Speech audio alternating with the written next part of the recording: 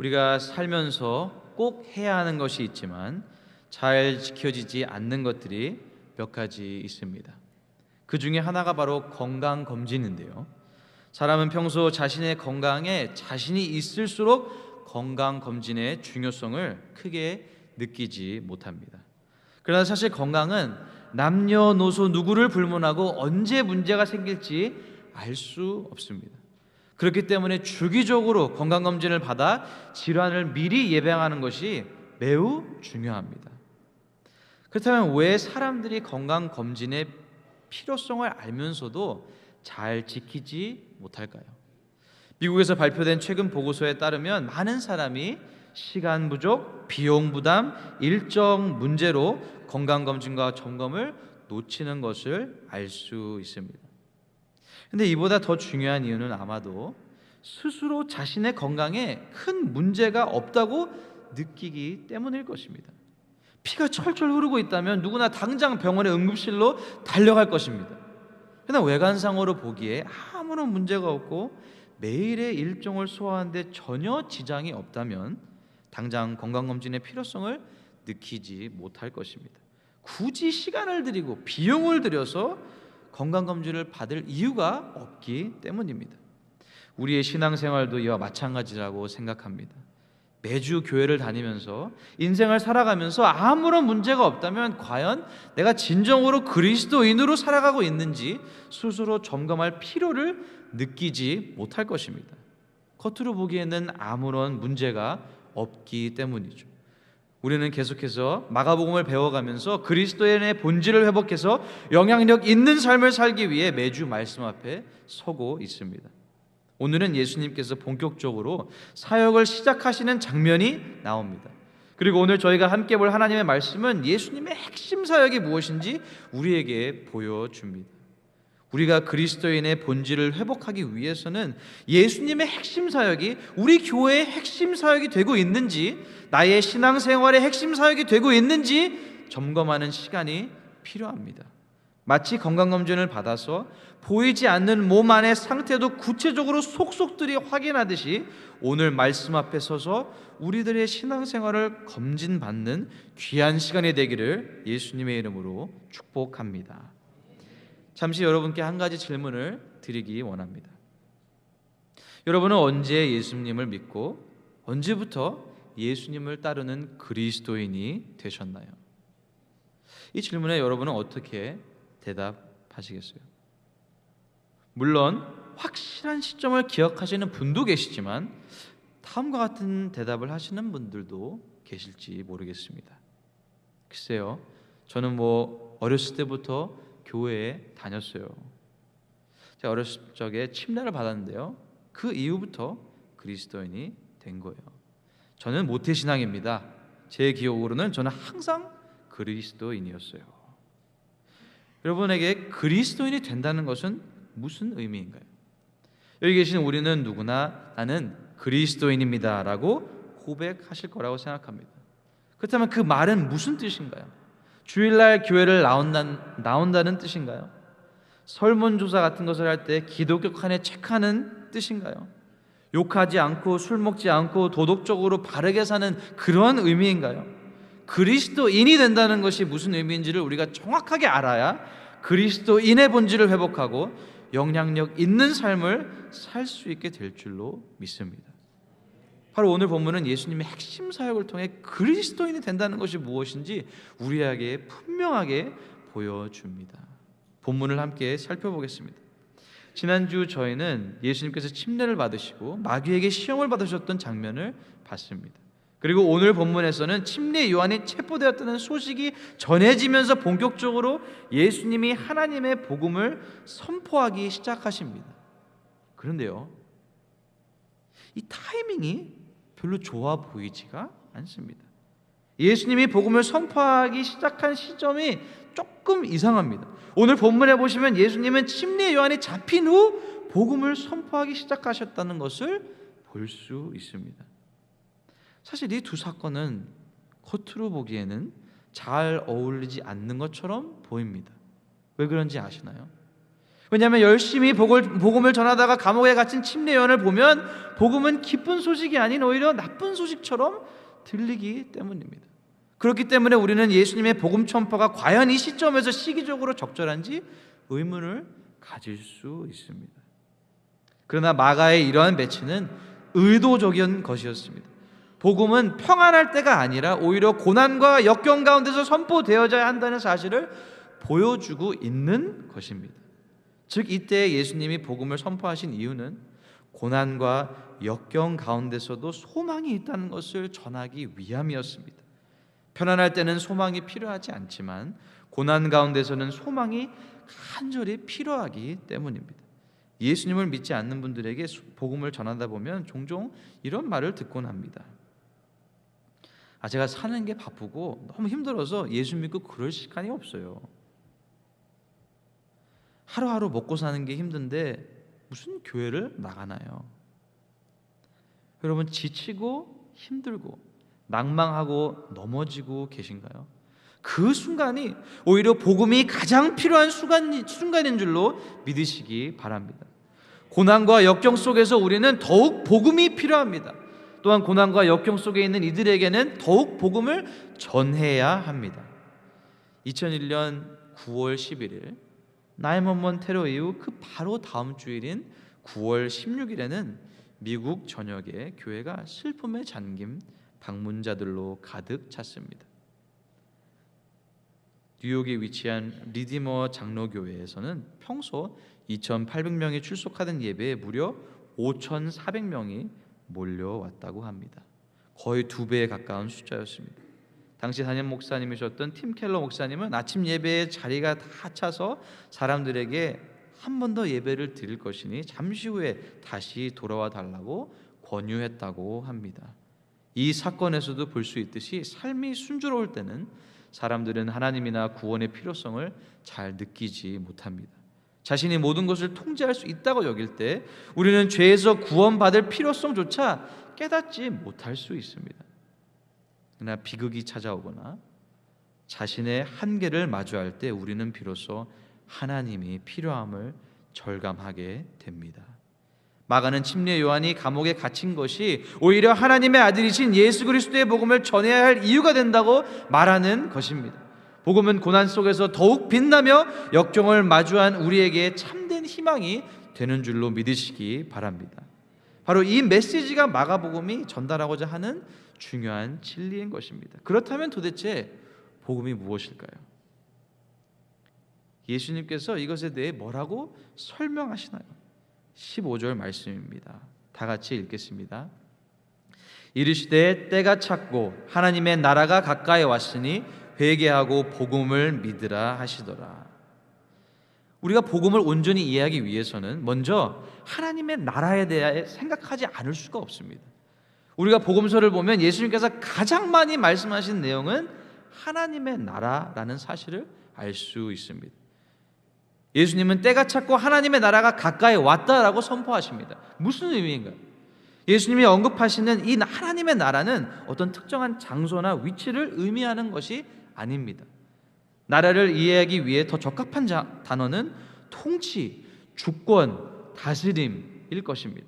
즉 하나님의 나라에 들어간다라는 표현은 천국에 간다는 의미도 있겠지만 그보다 예수님께서는 여기서 말씀하신 하나님의 나라가 가까이 왔다라는 의미는 하나님의 다스림을 받아들인다 또는 하나님의 통치를 환영해야 한다는 의미로 우리가 이해해야 합니다. 복음 곧 기쁜 소식은 하나님의 통치 아래 사는 새로운 삶이 이 세상에 왔다는 것을 말하고 있는 것입니다. 하나님의 역사가 시작되었고 새로운 삶의 방식이 여기에 있다는 것입니다. 여기서 우리는 예수님의 첫 번째 핵심 사역을 보게 됩니다. 예수님의 핵심 사역의 첫 번째는 바로 하나님의 나라 복음을 전하신 것입니다. 복음은 하나님의 아들이자 참된 인간인 예수님께서 이 땅에 오셔서 영원토록 죄와 사망으로 고통받아야 했던 우리를 대신해 십자가에서 자신의 목숨을 버리셨고 부활하셨으며 누구든지 그분을 믿기만 하면 죄사함과 영원한 생명을 얻을 수 있다는 소식입니다. 여러분은 복음을 믿으시나요? 이 소식을 믿는 사람은 하나님의 백성으로서 이제 하나님 나라의 다스림을 받게 되는 것입니다. 죄의 권세 아래 있던 죄인이 전능하시고 완전하신 하나님의 다스리심 가운데 살아가는 새로운 생명과 새로운 삶을 얻게 되는 것입니다. 혹시 여러분 가운데 복음을 아직 100% 모르시는 분이 계신가요? 교회는 매주 나오시는데 예수 그리스도의 복음을 잘 모르시나요? 오늘 예배 가운데 예수님을 인격적으로 만나게 되는 역사가 있기를 간절히 바랍니다. 사랑의 교회를 담임하셨던 고 오카는 목사님께서 교회 밖에 있는 사람보다 교회 안에 있는 사람들이 복음이 얼마나 필요한지를 열변을 토하시는 설교를 들은 적이 있습니다. 그 내용 중에 한 부분을 잠시 인용해 드리기 원합니다. 오늘 이 자리에 앉아 있는 사랑하는 형제 자매 가운데서 많은 분들이 복음으로 다시 태어나야 할 위치에 있다고 저는 생각합니다. 다 안다고 하는 마귀의 생각을 뿌리치십시오. 또 그 말한다는 마귀의 음성을 뿌리치십시오. 여러분은 이미 감격이 식어 있는 사람들입니다. 우리 모두에게는 복음의 감격, 구원의 감격을 회복해야 될 절실한 필요성을 우리는 느낍니다. 그와 같은 감격만 지속될 수 있다면 세상 아무리 더럽고 숨막혀도 우리는 넉넉히 이기고 살 수가 있습니다. 사랑하는 성도 여러분, 여러분은 예수 그리스도의 복음을 믿으시나요? 예수 그리스도의 복음이 여러분의 삶을 180도 바꾸는 은혜가 오늘 예배 가운데 있기를 간절히 축복합니다. 오늘 말씀을 준비하면서 저는 한 주간 동안 제가 믿지 않는 이들에게 매일매일 복음을 전하고 있는가 스스로 돌이켜보는 시간을 하나님 앞에 가졌습니다. 그리고 언제 마지막으로 복음을 전했는지 생각해 보니까 벌써 한 달 정도 지났더라고요.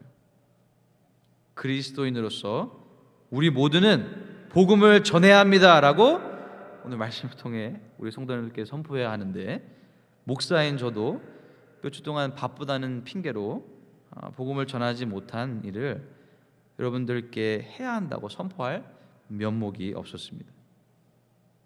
그래서 어제 오후에 아내와 연화를 드리고 함께 H마트 앞에 가서 복음을 전하기로 했습니다. 근데 왜 이렇게 전도를 나가는 것이 마음에 부담이 되었는지 모릅니다. 사실 달라스에서는 다운타운도 가고 선교지에서는 정말 어떤 곳이나 마음껏 가는데요, 집 앞에서 그것도 한국 사람들에게 전도를 하려고 하다 보니 마음이 많이 꺼려졌습니다.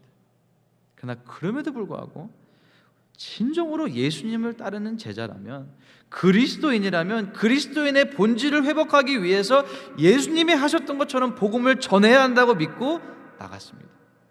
아내와 같이 차 안에서 간절히 기도하고 하나님께서 만나게 해주시는 평화의 사람을 찾기 위해 차에서 내렸습니다. 그리고 H마트 앞에서 나가서 딱 복음을 전하고 시작하려고 했는데 갑자기 뿌지직 소리가 났습니다. 연아가 응가를 한 것이었습니다. 작전 중 후퇴라고 아내와 이야기를 하고 다시 집으로 와서 깨끗이 씻은 후에 다시 한번 나갔습니다. 처음에는 빈손으로 나갔지만 이번에는 마스크팩을 집에 있어서 선물로 나누어 주기를 결심하고 나갔습니다. 예수님을 믿으세요? 하고 묻는 질문에 신기하게도 네 라고 하는 분들이 많으셨고요, 생각보다 많은 분들이 교회 다닙니다 라고 대답하시는 것이었습니다. 외국인 분들에게도 전도를 했는데요, 그 중에 2명은 자신도 예수님 믿는데 여기서 복음을 전해서 너무 고맙다고 저에게 피스트 펌프를 해주었습니다. 시간이 지났는데 특별히 간증을 할 만큼 큰 수확이 없는 것 같아서 조금 낙심이 되려던 찰나에 마지막으로 70대쯤 보이시는 어르신을 만났습니다. 그분은 본인도 자녀와 복음을 전한 적이 있었는데 연아와 함께 이렇게 복음을 전하러 나온 모습을 보시고 너는 참 복받은 아이구나, 벌써부터 복음을 전하러 나오다니 라고 하면서 연아와 저희 가정을 축복해 주셨습니다. 참 이상한 일이었습니다. 복음을 전하려고 나갔는데 오히려 복음을 전하면서 더 많은 축복을 받고 돌아오게 되었습니다. 사랑하는 성도 여러분, 우리는 모두 예수님처럼 하나님 나라 복음을 전해야 할 줄로 믿습니다.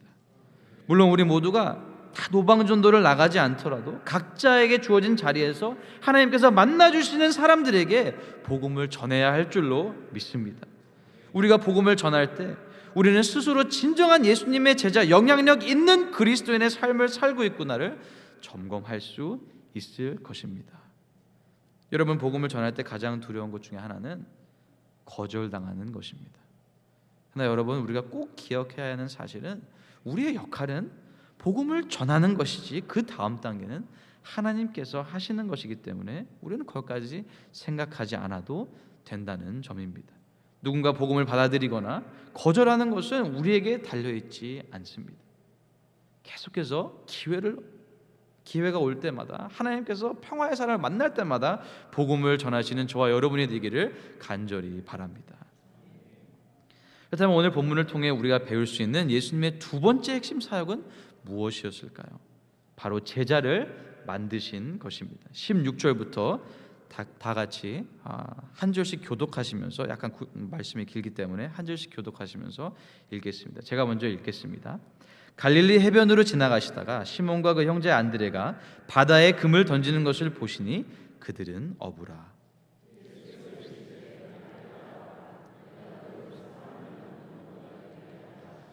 곧 그물을 버려두고 따르니라.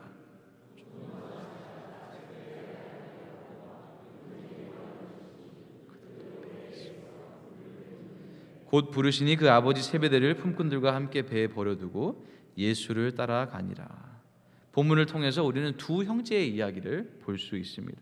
예수님께서 먼저 시몬과 안드레를 만나시고 말씀하십니다. 나를 따라오라. 내가 너희로 사람을 낚는 어부가 되게 하리라. 여기서 우리가 알아야 할 것은 시몬과 안드레에게 낚시하는 것은 어떤 단순한 취미 생활이 아니었다는 것입니다. 낚시는 그들의 생업이었습니다. 그들의 삶이었습니다. 그들은 어부였습니다. 1세기 당시 갈릴리 바다에서 어부로서 일을 한다는 것은 번창하는 사업이었습니다. 물고기는 그리스 로마 세계의 주식이었고 그곳에서 잡힌 물고기는 다른 나라로까지 수출되기까지도 했다고 합니다. 따라서 어부들은 성공적인 사업자가 될 기회가 있었습니다. 근데 예수님께서는 오셔서 그들에게 말씀하시는 겁니다. 나를 따라오라. 이때 예수님은 내가 준비가 되면 혹은 내가 편할 때 모든 것이 완벽하게 되었을 때 나를 따라오라 라고 말씀하신 것이 아닙니다.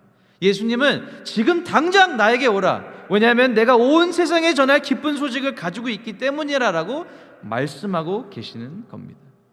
여기서 우리가 주목해야 할 점은 예수님께서는 그들을 제자로 부르기 전에 그 어떠한 다른 조건을 요구하지 않으셨다는 사실입니다.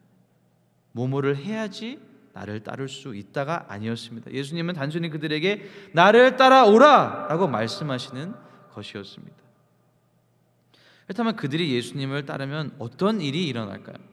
예수님께서는 그들이 하던 일을 멈추고 자신을 따르라고 하셨으니 그 결과는 도대체 무엇일까요? 예수님께서는 이렇게 말씀하십니다. 나를 따라오라. 내가 너희를 사람을 낚는 어부가 되게 하리라. 어부였던 시몬과 안드레의 눈높이에 딱 맞는 수준으로 표현으로 예수님께서 말씀하시는 것입니다.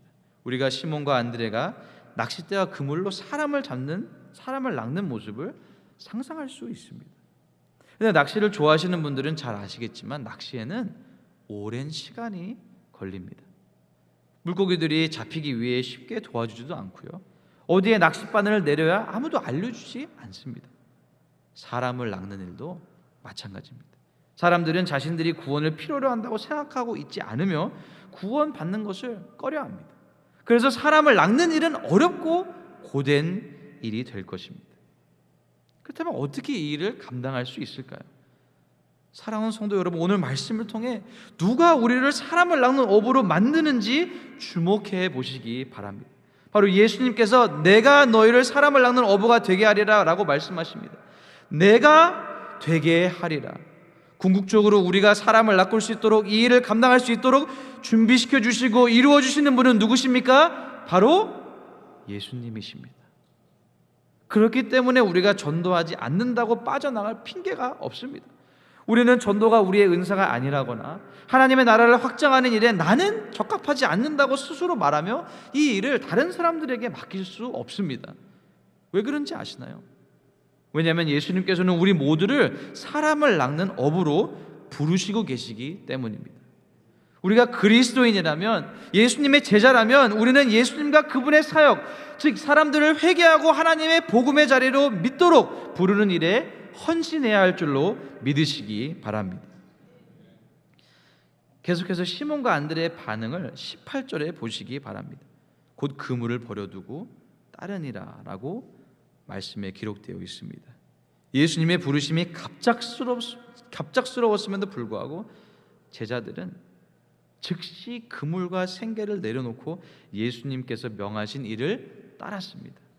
우리가 주목해야 할 것은 예수님의 말씀에 대한 그들의 절대적이고 즉각적인 순종입니다. 예수님께서는 다른 어떤 것도 요구하지 않으셨습니다. 오늘날 우리 모두에게도 단 한 가지만 요구하십니다. 절대적인 순종, 즉각적인 순종을 요구하시는 줄로 믿으시기 바랍니다. 19절에서는 또 다른 어부 형제들이 소개되는데요. 제가 읽어드리겠습니다. 조금 더 가시다가 세베대의 아들 야고보와 그 형제 요한을 보시니 그들도 배에 있어 그물을 깁는데 곧 부르시니 그 아버지 세베대를 품고들과 함께 배에 버려두고 예수를 따라가니라 라고 기록되어 있습니다. 당시에는 직업생활과 가정생활이 동일한 경우가 많았습니다. 어부라면 그 이유는 아마도 그 가문이 대대로 어부였기 때문일 것입니다. 부모가 하던 일을 그대로 따르는 것이 일반적이었습니다. 마가는 여기서 예수님의 부르심이 얼마나 중요한지를 보여주고 있는 것입니다. 그리스도인이 된다는 것이 무슨 의미인가요? 예수님을 따른다는 의미가 도대체 어떤 의미인가요? 당장 여러분의 직업을 다 버리고 선교지로 떠나라는 말씀인가요? 그게 아니죠. 예수님을 따른다는 것은 예수님이 삶 가운데 가장 우선이 되고 그 외의 모든 것은 그 다음이 된다는 뜻입니다. 우리는 우리 삶에 예수님이 아닌 다른 누군가가 무엇인가가 첫 자리를 차지하고 있지는 않은지 스스로 살펴봐야 합니다. 그리스도인이 된다는 것은 자동차에 물고기 스티커를 붙이는 것처럼 우리 삶에 어떤 멋지게 추가되는 부분이 아닙니다. 우리 삶에 약간의 방식이 바뀌어서 예수님을 곁들이식으로 살아가는 것이 아닙니다. 예수님께서는 우리의 90%만을 원하시지 않으십니다. 예수님께서는 우리 전부를 원하십니다. 우리가 90%를 내어드리며 예수님 보세요, 저는 예수님께 이만큼 드렸어요 라고 자랑할 수 있겠지만 예수님께서는 아마도 다음과 같이 질문하실 것입니다. 아무개야, 그 나머지 부분도 나는 다 받기를 원한다. 우리가 복음을 제대로 이해하게 된다면 예수님께서 이 땅에 오셔서 우리가 살 수 없었던 완전하고 죄 없는 삶을 사셨고 우리의 죄를 짊어지시고 십자가에서 죽으셨으며 죄와 죽음을 이기고 부활하셔서 우리가 빠져 허우적대던 물에서 건져내 주시기 위해 오셨다는 사실을 깨닫게 된다면 우리는 더 이상 예전과 같을 수가 없습니다. 결코 예전과 똑같은 삶을 살아갈 수가 없는 것입니다. 혹시 지금 이 자리에 있는 여러분 중에 예수님을 믿고 죄사함을 받은 적이 없으시다면 아직 기회가 남아 있습니다. 회개하고 복음을 믿을 시간이 있습니다. 그러나 이 시간이 영원히 주어지지는 않을 것입니다. 더 이상 미루지 마시기 바랍니다. 오늘 지금 마음을 열어서 예수님을 믿으시고 따르시기 바랍니다. 예수님의 부르심은 우리 각자에게 모두 다 주어지고 있는 것입니다. 우리가 이 부르심에 어떻게 응답하느냐에 따라 예수님을 따르는 진정한 그리스도인인지, 진정한 제자인지, 진정으로 복음을 믿는지 안 믿는지가 결정되는 것입니다. 선택은 우리 앞에 놓여 있지만 반드시 결정을 내려야 합니다. 더 이상 미룰 수 없습니다. 이제 더 이상 세상과 하나님 사이에서 갈팡질팡할 수 없습니다. 예수님의 제자가 되는 부르심에는 즉각적인 순종이 요구되는 것으로 믿으시기 바랍니다. 어쩌면 이 자리에 계신 분들 중에서는 자신의 삶이 너무 엉망이거나 상처를 받아서 하나님께 나아가기 전에 먼저 정리해야 한다고 생각하는 분들도 있을지도 모르겠습니다. 예수님께 나의 온 삶을, 나 자신을 다 드리고 싶지만 만약에 예수님께서 내 삶의 문을 열어보셨을 때 무엇을 보실지 두려운 마음이 들 수도 있습니다. 사랑하는 성도 여러분, 그 마음은 충분히 이해가 됩니다. 우리 중 누구도 완벽하지 않습니다. 항상 아무런 실수 없이 인생을 살아낼 수 있는 사람은 아무도 없습니다. 하지만 여러분, 예수님께서는 이미 여러분의 상황을 아신다고 생각하지 않으시나요? 예수님께서는 여러분의 삶의 문 너머에 무엇이 있는지 이미 다 알고 계십니다. 그리고 단지 아시는 것만이 아니라 여러분을 창조하신 분으로서 그 누구보다도 깊이 여러분을 알고 계시며 그럼에도 불구하고 여전히 여러분 자체를 원하십니다. 예수님은 제자들에게 나를 따라오기 전에 먼저 준비할 거를 갖춰, 절차가 있다, 이걸 하고 저걸 하고 그 다음에 나를 따르라고 말씀하지 않으십니다. 대신 예수님은 나를 따라오라, 그리하면 내가 너희를 사람을 낚는 어부가 되게 하리라고 말씀하셨습니다. 예수님의 제자가 되는 것은 우리가 무언가를 해서 이루어지는 일이 아닙니다. 예수님께서 이루시는 일입니다. 우리가 해야 할 일은 바로 순종하는 것입니다. 우리가 스스로 그리스도인이라고 말하고 그리스도인이라고 믿는다면 우리는 동시에 예수님의 제자가 되어야 합니다. 그리스도인과 제자가 따로 있는 것이 아닙니다. 평범한 그리스도인이 저 아래에 있고 제자는 저 위에 있는 믿음이 좋은 그리스도인이라는 그런 개념이 아닙니다. 만약 우리가 예수님의 제자가 아니라면 그리스도인도 아닌 것입니다. 예수님을 따른다고 고백한다면 예수님의 제자가 되어 예수님께 순종하는 법을 배우며 살아가야 하는 것입니다. 그리고 제자의 사명은 무엇보다 예수님을 전하고 예수님의 제자를 계속해서 만드는 것입니다. 우리는 단지 사람들이 죄와 죽음에서 구원받기를 바라는 것에 그치면 안 됩니다. 그들이 또 다른 사람들에게 어떻게 죄와 죽음에서 구원받을 수 있는지를 전하는 것을 봐야 합니다. 즉 그들이 또 다른 제자들을 만드는 모습까지 도전하고 도우며 우리가 그들을 인도해야 합니다. 예수님께서는 하나님의 복음을 가지고 땅끝까지 가고 계시며 우리도 그 사역에 동참하기를 원하십니다. 사랑하는 성도 여러분, 여러분께서는 예수님께서 인도하시는 곳으로 따라갈 준비가 되셨나요? 그런데요, 제자를 만드는 것은 결코 쉬운 일이 아닙니다. 우리는 나의 제자를 만드는 것이 아니라 예수님의 제자를 만들어야 하는데요, 사실 제자가 되는 것은 굉장히 많은 노력과 시간이 필요합니다. 1세기에서 누군가의 제자가 된다는 것은 그 스승의 모든 삶을 본받아서 스승과 같이 생각하고 말하고 행동하게 되는 것을 의미했습니다. 그래서 예수님께서는 제자들과 함께 동고동락하시면서 3년이라는 세월을 보내셨던 것입니다. 이러한 맥락에서 제자를 만드는 것은 결코 우리의 힘만으로는 할 수 없습니다. 말씀을 통해서 우리가 봤듯이 제자를 부르시는 분도 예수님이시고 사람을 낚는 어부가 되게 해주시는 분도 예수님이십니다. 결국 우리 모두가 제자를 만드는 일을 감당하게 해주실 분도 예수님이시라는 사실을 믿으시기 바랍니다. 2021년 여름으로 기억됩니다. 풀타임 청소년 사역자가 되어서 청소년들을 열심히 섬기며 사역을 기획하고 행사들도 준비하고 설교도 준비하는 중에 한 백인 어르신이 교회로 찾아오셨습니다. 그리고 Who's the youth pastor? 청소년 사역자가 누구십니까? 라고 물으셨습니다. 저는 그 자리에서 대답을 하고 회의실에서 만나서 그분의 이야기를 듣게 되었습니다. 그분은 1년 전에 갑작스럽게 아내를 먼저 하늘나라에 보내는 아픔을 경험했다고 이야기하기 시작했습니다. 간단한 수술로 생각하고 몇 시간 후에 다시 만나요 여보라고 한 그 약속이 결국 아내와의 마지막 대화가 되어버리고 말았던 것입니다.